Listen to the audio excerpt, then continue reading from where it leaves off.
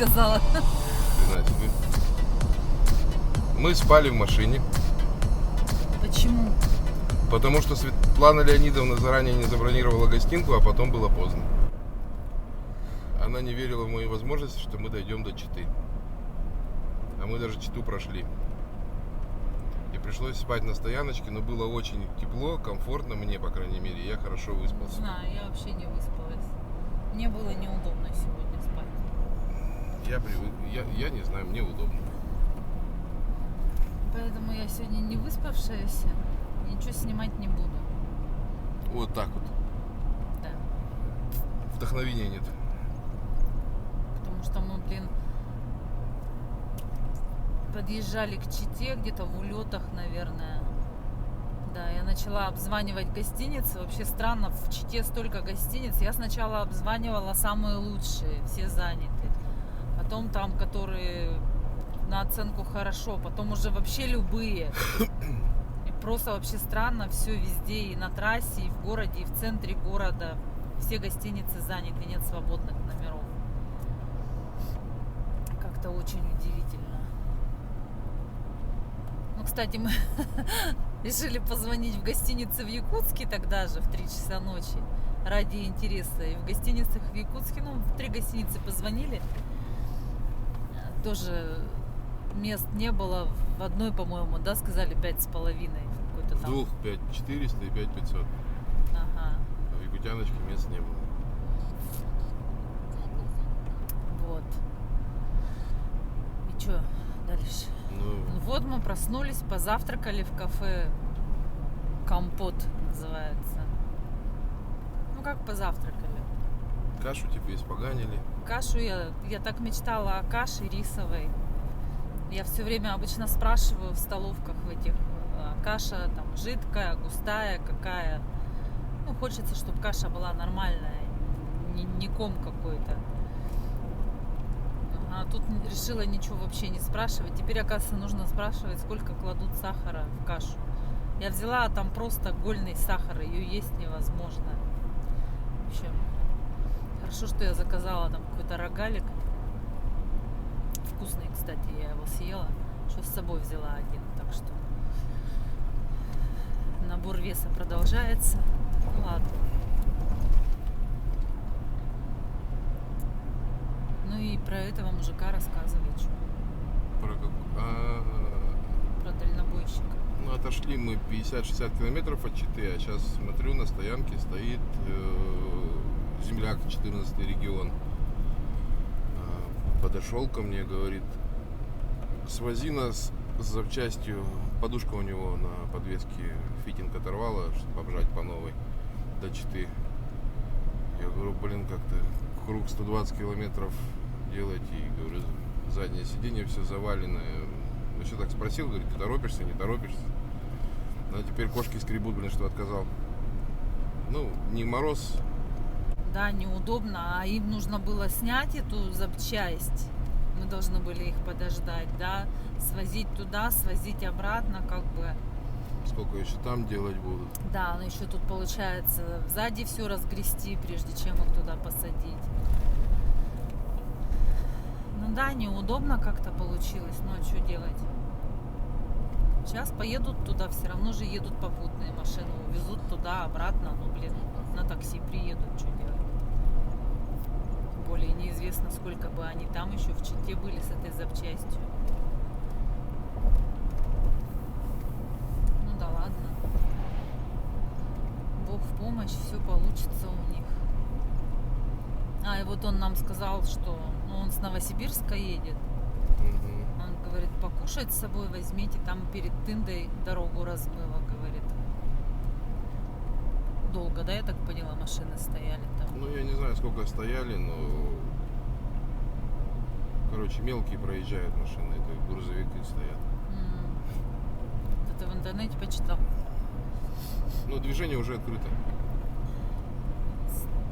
Там недолго была задержка. Сейчас это видео увидит мой брат, который живет в Чите, и скажет, вы что, офигели? Даже не позвонили. Ну, тоже как бы в 3 часа ночи людей беспокоить. Если бы это было хотя бы там вечером, мы бы позвонили. Но так получается, в 3 часа ночи людей разбуди, чтобы тебя встретили, спать уложили там буквально на 3-4 часа. Больше кипиша. Поэтому мы решили поспать в машине. Ну, сейчас едем в сторону Невера. В кафешке, кстати, в этой попросили нам в термос кипятка налили свежего. Оказывается, без чая так плохо ехать. Вот захочется пить горячий чай. Конфетки у нас там лежат. У меня нет, у меня У закончилось. тебя уже нет, ну да, тебе надо купить конфетки какие-нибудь. У меня-то есть еще коровка. Коровка, я скоро буду как коровка. Ну вот и все. Едем, короче. Чай есть, сосиски в тесте взяли. Это мы, Что мы? сосиски в тесте. Мы с тобой соседи, нет, я булка. А я Крендель, сосиски в тесте. а ты крендель.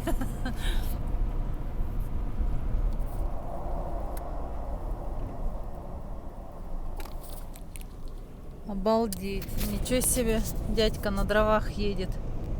Ну, дровами топит. Дровами топит, ну. Кошмар какой-то.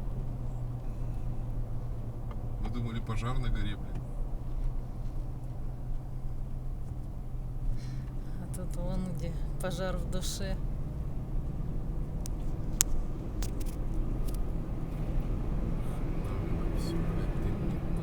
Остановились где-то в Забайкалье. До Могочи, по-моему, осталось 200 километров. Посмотрите, что тут творится. Я пойду туда. Мне надо это потрогать. Да, это багульник. Такие крупные цветы. Обалдеть. В Забайкалье, в Могочинском районе везде цветет багульник. Его столько много, что кажется вообще все красное. Не знаю, тут, наверное, не очень хорошо видно. А еще, когда мы ехали туда, столько хорошей дороги сделано не было. Все равно это самая ужасная дорога за всю нашу поездку. Как ужасно, они же ее ремонтируют. Поздно начали. Надо было Поздно поддерживать. Инфраструктуры нет. Еще, вон, смотри, снег не сошел. Заправок мы проехали сколько? Нету. Сколько мы километров проехали? Кафешек нету. Парковок нормальных тоже нету. Никто нахрен не... Вот надо дядя Вова, чтобы опять Путин прокатился здесь. Занимаются, Антон, Да. что начинаешь? Фитили в жопу воткнул, блин. Работают люди. Да, работает. Столько участков дороги Ну, делают. видела, сидят, блин, ногами болтают на поребриках. Отдыхать тоже надо. Сейчас вообще-то обеденный перерыв 13:43. С 10 до 2 у них, да? Мы как выехали, так они ногами болтают. Злой ты. Да, и расстрелять их вместе с этим гаишником. Так-то я не выспалась. А я-то выспался. А чё гундишь тогда? Че, правду, блин? Ну, короче, вот. Едем мы такие. Трясемся, блин. Не трясемся, а качаемся. Прыг-скок всю дорогу. Вообще просто, конечно, ужас. Короче, самые плохие дороги в Забайкалье. Да. Перед Читой, да, начались? Или после Читы? После Читы. Мы немножко же проехали по новому асфальту, там летели прям. Не, ну там есть кусочки, которые сделали, но, блин, как-то они его так интересно делают в некоторых местах. Как вот эти вот ямы были, волны эти, так они и остались. Асфальт новый положили в ямы. Короче, видимо, как они 10 или там сколько, 9 лет назад. Ой, почему? 11, наверное, лет назад сделали по-быстрому этот асфальт, лишь бы как он похерился сразу же. Туристский уголок какой-то лежит на асфальте. И все. И теперь его не могут сделать. Все через одно место у нас. Вот сейчас интересно, какие у нас дороги в Якутии. Там наверняка тоже уже Ну, до Тынды мы начали по-любому прикурим. делать. Слегка. Ну, там хотя нет. Там хоть отсыпают нормально. Ага. Посмотрим.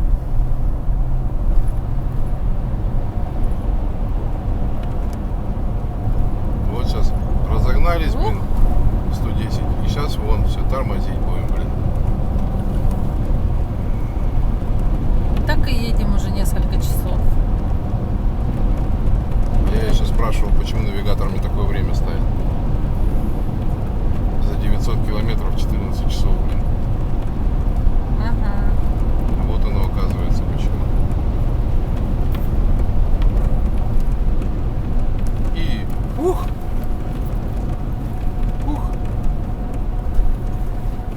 Стиральная доска, короче. Нравится тебе?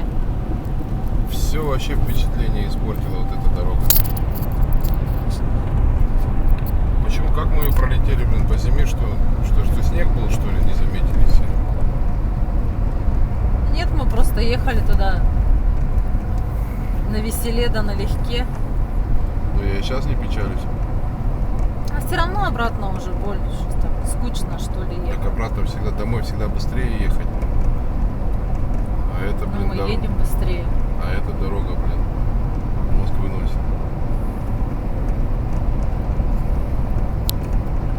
Ладно, едем, чё.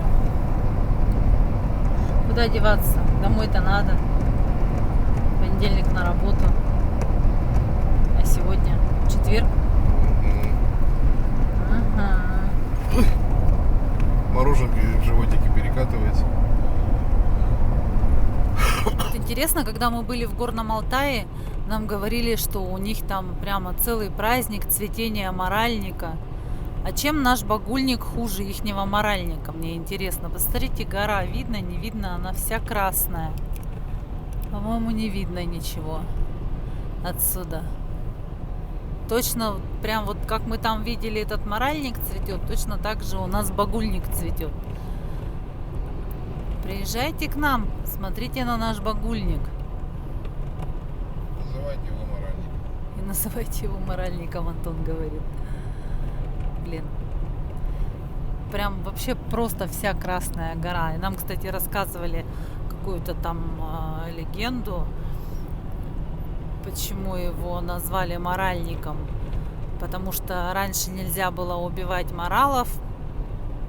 И этот, да, сын ослушался своего отца, выстрелил в морала, который скакал по горе, там бежал, и попал, этот морал упал, кровь полилась. Выстрелил стрелой, скажи. Но стрелой, я же сказала, нет?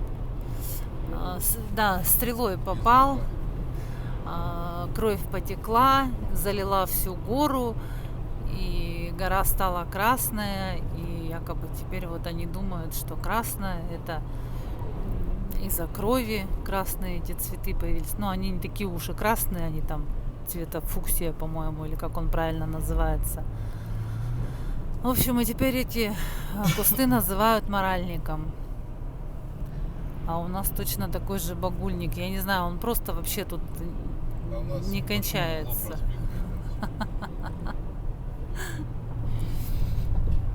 Вот, так что, товарищи, пожалуйста, покупайте билеты до Ерофея Павловича, например, до Забайкалья. Я не знаю, в Якутии у нас сейчас цветет или не цветет. У нас тоже цветет, просто я видела, но там цветы мелкие. Здесь прямо крупные цветы у багульника. Будем ехать, будем смотреть, может в Якутии тоже цветет. Ужо. Вот. А так тоже все горы красные, все обочины красные. Ну как красные? Фиолетовые, какие они там, розовые, фуксиевые. Наговорила. Сиреневенькие, Антон говорит. И вот мы въезжаем в Амурскую область. Время 16:51. Крайняя область перед нашей. Капец долго мы ехали. по этой дороге дурацкой. Может, сейчас чуть-чуть получше будет. Вот смотри, какой кусочек хорошо начался. Ерофей Павлович, 36 километров осталось. До Хабаровска мы не поедем. Хрен знает. Не надо. Нам в понедельник на работу. Там на работу пойдем. В Хабаровске? Нам же не понравился Хабаровск, Не понравился. поэтому не поедем. Интересненько. Нам горит зеленый свет, а машины все поехали на встречку. Там тоже, видимо, зеленый. Там тоже, видимо, зеленый. Это светофор сломался. Они кто-то затупил, наверное, там. Они не умеют переключать. Вот теперь мы едем, а они едут. Не кажется вам странным это? Что происходит-то? Вообще нормально. Дорожники, у вас что-то сломалось.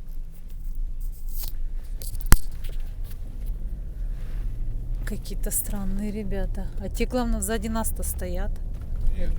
Едут.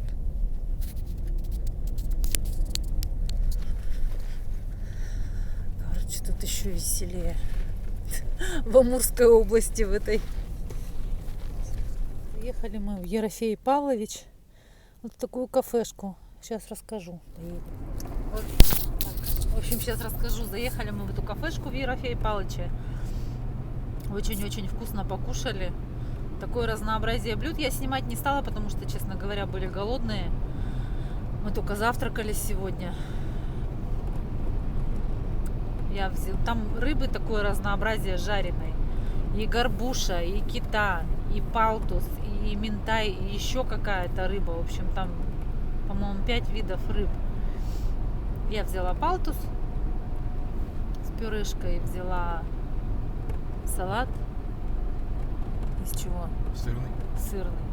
Все уже вообще башка не варит. Антон взял плов, салат. Плов, салат, сало. Сало, да. Было прям все очень вкусненько. Я хотела даже еще пойти за куском рыбы. Но, блин, тут подошла дама убирать с соседних столов. И я поняла, что я больше есть тут не смогу. Опять же говорю, люди, мойтесь, пожалуйста. Кто забывает мыться, кто забывает стирать свою одежду, переодеваться, блин, ну я не знаю. Ну это же как дважды два. Почистить зубы и помыться, чтобы от тебя не воняло. Я вообще в шоке. Причем она в таком заведении, ну, в таких серьгах крутых там прям, ну как крутых. Я не знаю, насколько они крутые, но их там прямо видно, они на первом плане. Но зато вонючая. И буфетчица тоже такая. Неприветливая. Да, прям вот не то чтобы даже неприветливая, неприятная дама. Так разговаривает со всеми. Я не знаю как-то, но обычно заходишь в кафешку на дороге, там тебе здравствуйте, там пожалуйста, спасибо. Тут люди покушали перед нами, которые, да, и выходят, говорят спасибо, она вообще даже не реагирует. Кто-то там, мужчина что-то ее спросил, я, честно говоря, не поняла. А я откуда знаю таким этим? Но ты ответь нормально, скажи, что я не знаю, да, там, блин. Ну это элементарно просто разговаривать нормально с людьми, когда ты работаешь в таком месте. Ну а так, конечно, еда зачетная, прям вообще супер. Я не доела этот кусок рыбы. Надо было мне еще, я просто не стала большой брать, подумала, мало ли, вдруг.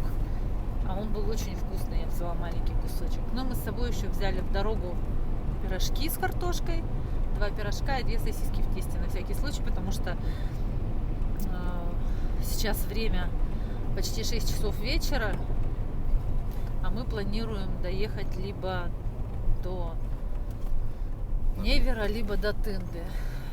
Но опять же проблема с гостиницами. Мы обзвонили уже все гостиницы в Тынде. Места есть свободные только в одной. Там туалет общий, как бы на секцию из 3 комнат. Нам предоставляют 1 комнатную с 2-местной кроватью, 2-спальной кроватью. И говорят, что да вы не переживайте, там в 2 комнатах спортсмены живут. Ну, Вообще, как бы, блин, спортсмены, да, я с ними буду на один горшок ходить, в одном душе мыться. Нет, я так не хочу. Я лучше буду грязная, блин, в машине спать. Как та буфетчица. Как та буфетчица, да. Нет, на самом деле, ну, есть же, блин, там влажные салфетки, ладно, умоемся, оботремся, потерпим еще до завтра.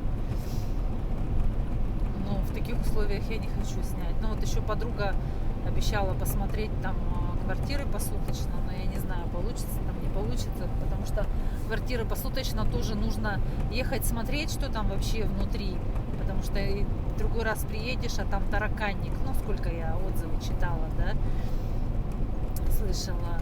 Ну и потом с этими ключами, вот опять же, я, наверное, повторюсь, уже где-то говорила, что, как правило, хозяева этих квартир, они там не живут рядом, им нужно откуда-то приехать привезти эти ключи, или нам нужно куда-то поехать их забрать. А вот эта езда дня, как бы, когда мы приедем, скорее всего, ночью, потому что дорога не очень хорошая сейчас будет. В общем, не хочется, не знаю. В машине спать тоже не хочется. Будешь рулить? Да, Антон сказал, буду рулить, чтобы не спала. Вот. А дорога, конечно же, изменилась. Сейчас покажу. В Амурской области дорожное полотно стало гораздо лучше. Ехать поприятнее. Все равно скачешь какая-то. Ну, скачешь, да, но уже не так интенсивно, как там в Забайкалье. Вот. Смотрим, уже много машин появляется с 14-м регионом. Куда-то люди едут, и фуры, и легковушки. 14-й регион — это Якутия, для тех, кто не знает. Вот, так что, ну, думаю, что завтра мы должны быть дома. Нам тут осталось-то всего лишь сколько, кило 300? Кило 300. Кило 400. Кило 400. Ну, короче, 1500 километров.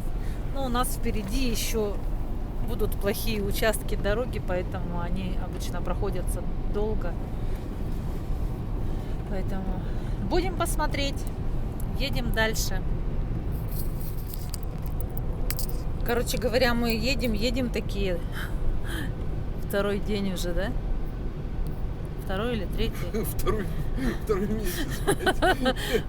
Уже нет, уже почти 2 месяца. Нет, ладно, я не это хотела сказать. Короче, со вчерашнего дня нам смс-ки приходят. То там в Иркутской области ожидаются, то в Забайкалье ожидаются порывы ветра, там дожди.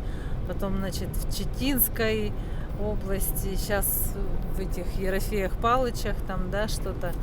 Сейчас вот пришла смс-ка опять, что в Преамурье ожидаются порывы ветра, грозы, ливни.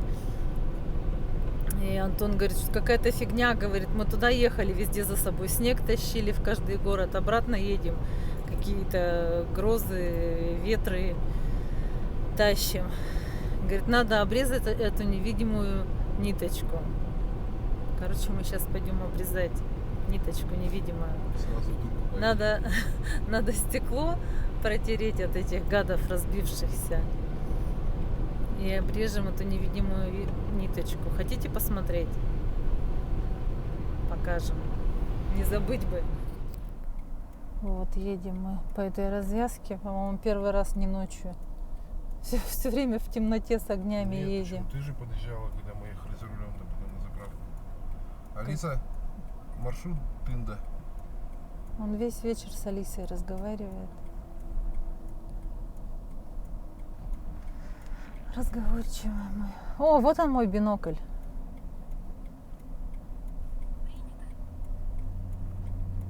В дырочку. Ты хотел в дырочку заехать? Заезжай. Километров.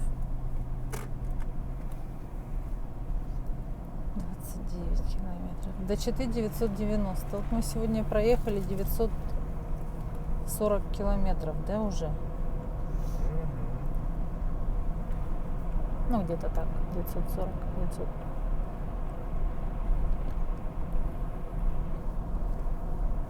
Что тут написано? Невер, Якутск. Ну Все, еще 162 километра. Но там есть участки плохой дороги. Не пугай народ. А что толку-то, блин, в этой Тынде, где мы спать-то будем, если там гостиницы все заняты? Да, дальше, 5 гостиниц на весь Тынду, на всю Тынду, дальше пойдем. все занято. Дорогие друзья, осталось 1000 километров до завершения нашего пробега. Что вздохнул-то так? 1000 километров. Скажи, что мы немножко отдохнем, домонтируем предыдущие ролики. Соберем вещи, постираемся, помоемся и обратно поедем. Это ролик-то будет как бы последний, наверное, да, или предпоследний. Ну да, последний, когда ворота в гараже закроются. Домонтируем этот ролик там или после него что будет. Составим список вопросов, которые, может быть, вы нам напишите, которые вы нам уже написали. И запишем отдельное видео с ответами на ваши вопросы, с какими-то там рекомендациями, может быть, с какими-то... Поделимся секретами. Эти часы. Въезжаем в Соловьевск. Кто-то в прошлый раз мне написал, что Соловьевск это не город. Это поселок городского типа, по-моему. Это не важно. В общем, какая-то большая деревня. Совершенно неинтересная. Но вечером тут все подсвечивается. Стекло мы так и не протерли. Нам негде было. Нигде не останавливались. И дождь полил. Сейчас дальнобойщики между собой переговаривались, что завтра на целый день дождь обещают. Ну и все. Не буду больше снимать этот туман. Указатель Якутск 1117 километров. Еще один денек, и мы дома.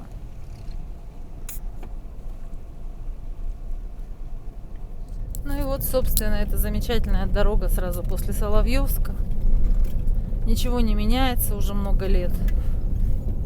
Как она была такая, так она остается. То ли ее никто не делает, то ли, может, даже не пытаются. Но нет, знаки вон стоят, что как будто они работают. Знаки-то дешевле переставлять. Чем бочку заделают, уже знак сиськи поставить. Ну ладно, сейчас проголодаемся зато. Будет куда пирожки девать купленные. Сейчас утрясем все.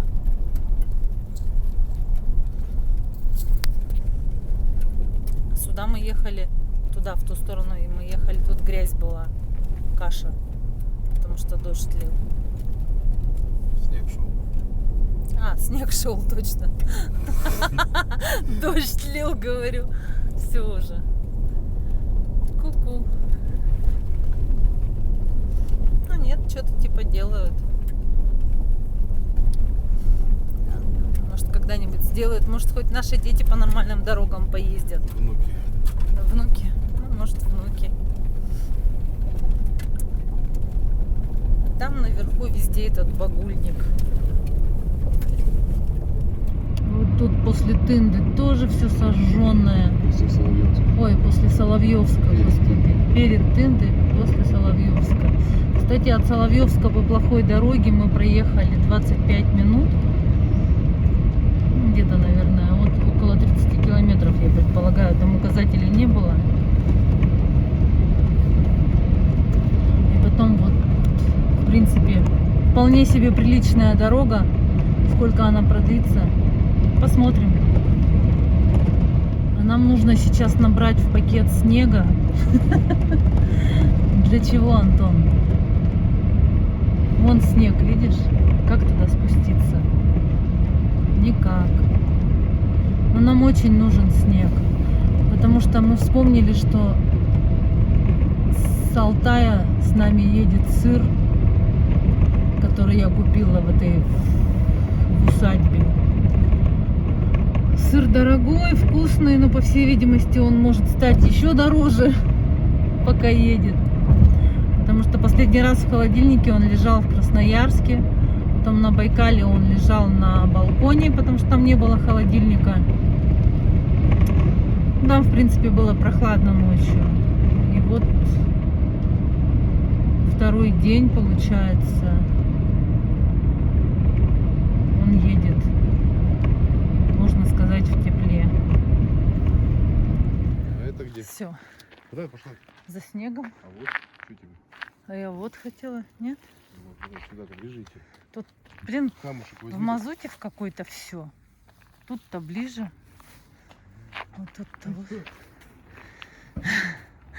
Пошла за снегом. Воняет, конечно, тут жесть.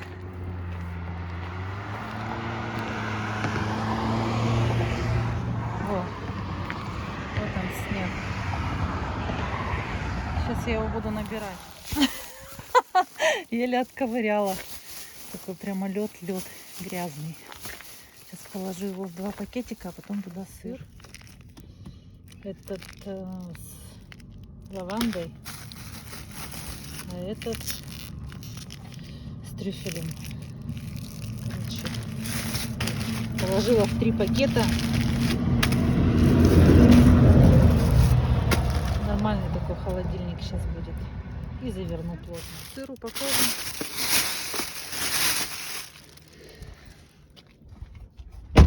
Антон Геннадьевич пока протер стеклышки. Бедненький бегемотик. Чумазый такой. Тут такая свалка, блин, ужас какой-то. Ну все. Едем дальше. Проехали несколько километров.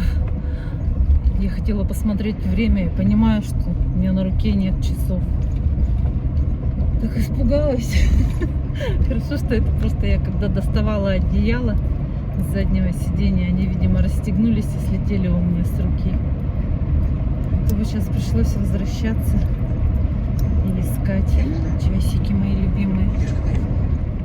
А еще всю дорогу у нас вот такие вот сюрпризы поджидают. И ни одной кочки, Никаких опознавательных знаков, ничего. Едешь и бах. Но это вот сейчас еще маленькая была. А до этого, блин, такая приличная. Если маленькая машинка поедет, там оторвет себе нафиг все. Ну вот они еще. Поэтому кто будет ехать на участке Соловьевск-Тында, аккуратно, внимательно смотрите. Нет знаков, что тут плохая дорога. Особенно на ночью вообще не видно, да? Да, видно. Ну, не знаю, наверное. Кому видно, кому не видно. Смотря какое зрение. Дорогу смыло. Здесь стояли. Видимо, вот этой вот речкой. Видишь, вон насыпали и насыпали. Угу. Вот, видимо, про этот участок дороги нам говорили. Сегодня, что перед Тындой размыло дорогу. Берите, говорит, кушать побольше. Бензин. Будете стоять. Ну, видимо, стояли. Вон в позапрошлом году ездили, когда на Иланку. На Иланку ездили на автобусе с фотографами. И туда проехали по какой-то трясине, вот так же, над болотом. А обратно через полдня возвращались. И уже все там размыло, перемыло. И такая огромная пробка была, кстати, в обе стороны, что туда, что обратно. Мы часа 1,5, наверное, стояли. Там экскаваторы выкапывали всю эту трясину, спускали речку вниз с горы, а потом закапывали и стояли, ждали. Допустим, там несколько машин проезжает в одну сторону, они утрамбовывают, подсыпают, дальше машины поехали. Интересно так. Первый раз такое видела. Но это было в июле месяце.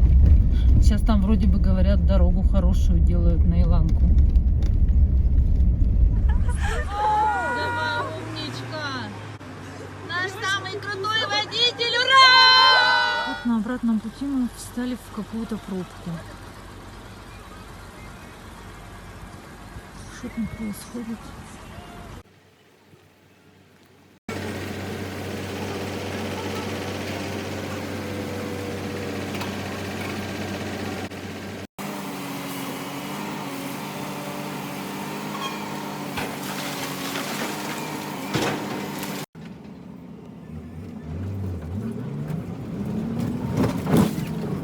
Мы до сих пор еще едем до Тынды.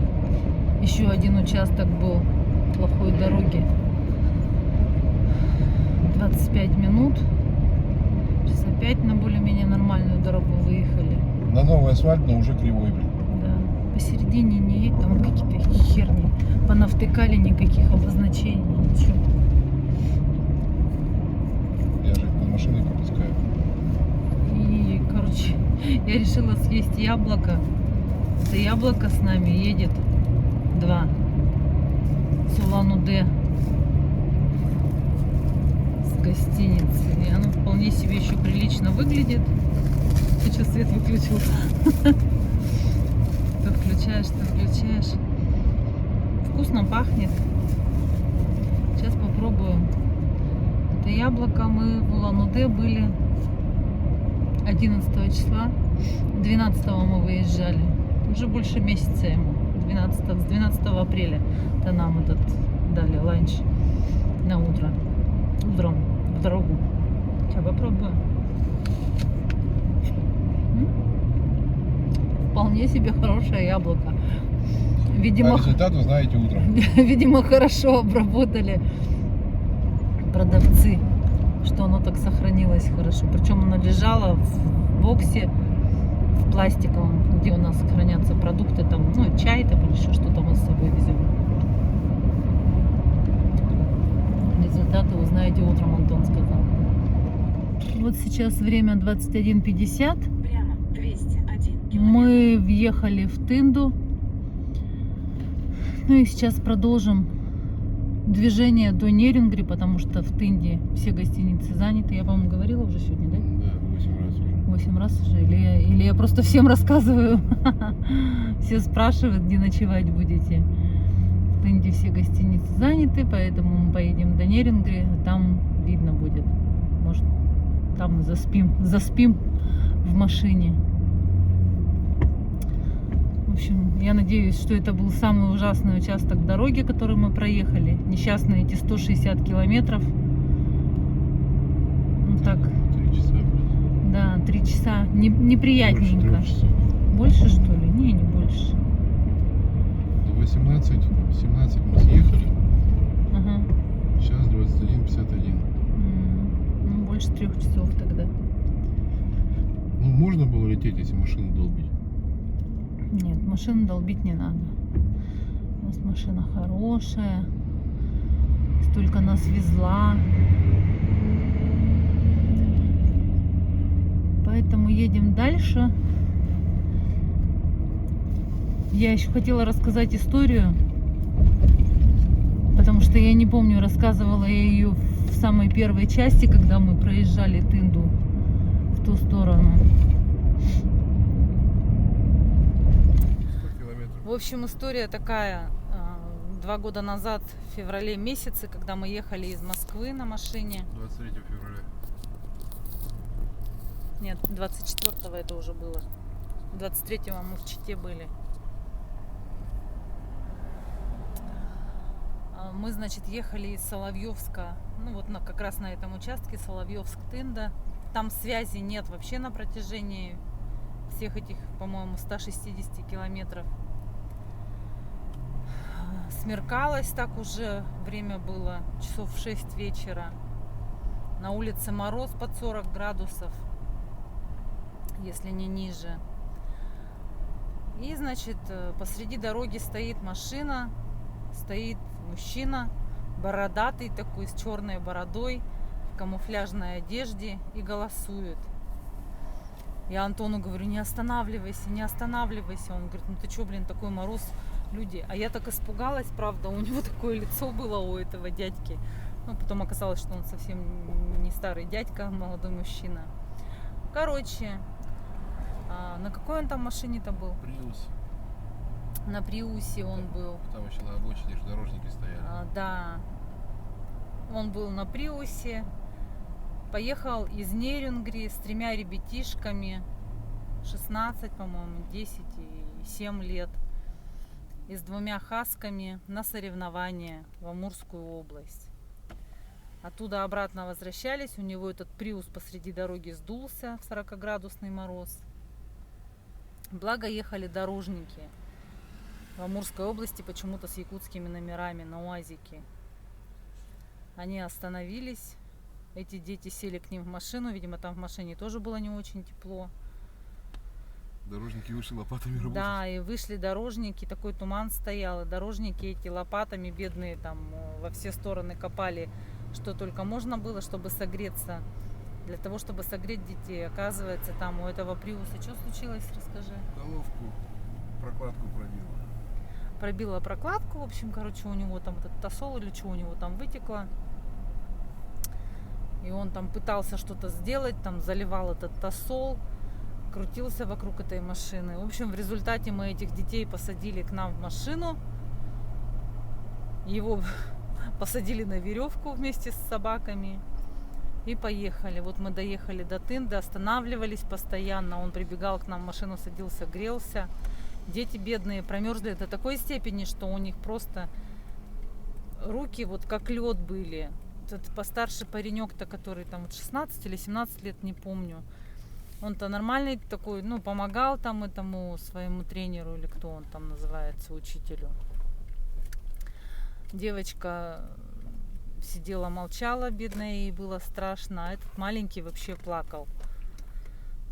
Они как ледышки были. Мы тут все, вот у нас какие одеяла были, мы все на них напялили. Я тут сидела, им эти руки растирала, разогревала. Печки на всю катушку. Да, а мы ехали, короче, в Тынду поесть бузы вот в этой кафешке, которая сейчас возле заправки. Она до 9 да, она до 9 работает, естественно, мы в нее не успели. И дело в том, что у нас и с собой-то ничего не было поесть, потому что мы уверены были, что мы в эту кафешку приедем. А у нас были только леденцы медовые.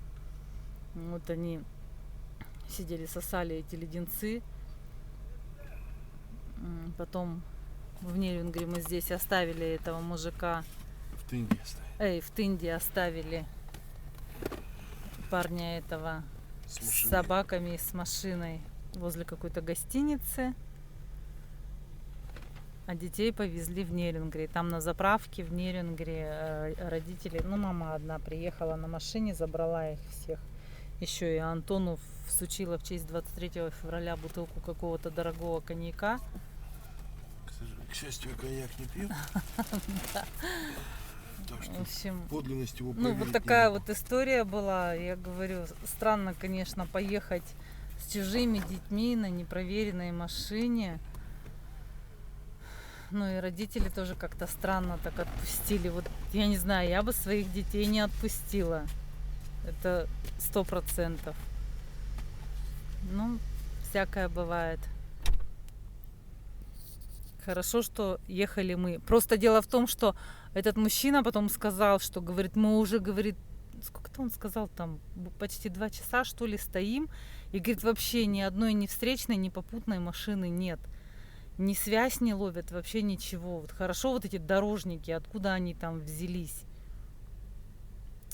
И мы потом. А мы еще тоже едем с Антоном. Я говорю, слушай, странно, говорю, мы уже столько времени едем, и нет машин. Говорю, уже смеркается, говорю, ни встречных, ни попутных, где все? Он говорит, не знаю. И вот встретили, пожалуйста. Ну, допустим, если бы я ехала одна, я бы в жизни бы не остановилась. Потому что, ну, правда, страшно. У него еще видок такой был, он, бедный, до такой степени замерз. Тоже еще так все легко одеты, у детей ни рукавичек. В каких-то там они, по-моему, даже не в унтах были.